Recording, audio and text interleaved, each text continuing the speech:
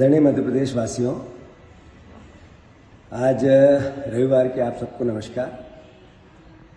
मध्य प्रदेश में पिछले समय कांग्रेस पार्टी में संगठन सृजन के कार्यक्रम के माध्यम से सभी नए जिले के अध्यक्षों की नियुक्तियाँ हुई। राहुल जी ने एक नवाचार किया है। पहले जो हमारे यहाँ गति थी वो एक तरह से स्थानीय स्तर पर नेताओं को भागीदारी के साथ चयन की प्रक्रिया में नेताओं के हाथ में ये प्रक्रिया थी। अब कार्यकर्ताओं के साथ ऊपर की लीडरशिप ने सर्वे करवा के जो निर्णय लेना था वो ले लिया। इसकी पॉजिटिविटी भी बहुत सारी आई, कुछ इसमें नेगेटिविटी आई। इसमें कई सवाल हमारे परिवार के साथियों ने किए और स्वाभाविक प्रक्रिया थी। जब उन्होंने सवाल किए तो कई साथियों के जायज़ सवाल थे, जिसको स्वीकार करना हमारा सबका दायित्व है, खासकर मेरा दायित्व है। कांग्रेस पार्टी में अपने विचार को सही तरीके से प्लेसमेंट करना एक तरह से सकारात्मकता की दृष्टि से देखा जाता है। और अच्छा संगठन जब मजबूती से आगे बढ़ना चाहिए तो संवाद और विचार दोनों का सम्मान करना चाहिए। अभी भारतीय जनता पार्टी और खासकर अखबार, बीजेपी का जनसंपर्क बिना काम की होती हुई या नहीं होती हुई बातों को भी इस तरीके से प्रदर्शित करता है कि कांग्रेस में अंतर खाने कुछ तो है, विवाद है। अभी कमलेश्वर पटेल जी ने एक वक्तव्य दिया था कि उन्होंने कहा कि हम सबका दायित्व है कि हमें संगठन को बिना गुटबाजी से आगे बढ़ाना चाहिए। क्या गलत कहा था?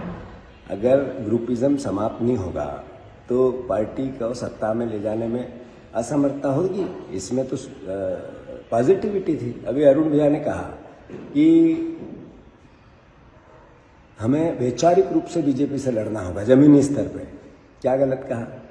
अगर विचार के साथ भारतीय जनता पार्टी से नहीं लड़ेंगे तो ये दूषित विचार, वेशीला विचार, इससे निजात कैसे पाएंगे?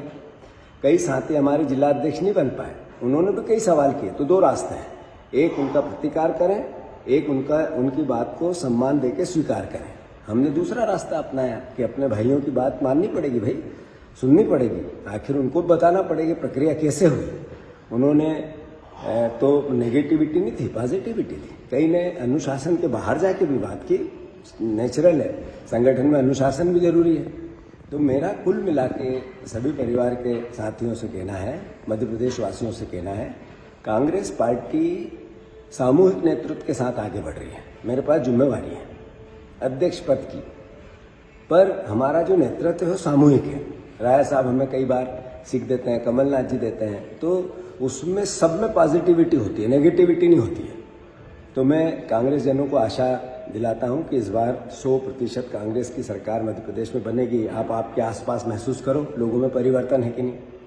और मध्य प्रदेश वासियों, आपसे भी मेरा आग्रह है कि जो आपके घर में महंगाई की मार है, आपके किसान भाइयों को फसलों के दाम नहीं मिल रहे हैं, आपके बच्चों की फीस की महंगाई है, आपको स्वास्थ्य से लेके अलग अलग तरह की जो भी यातनाएं हो रही है, उसका दोषी मात्र बीजेपी है।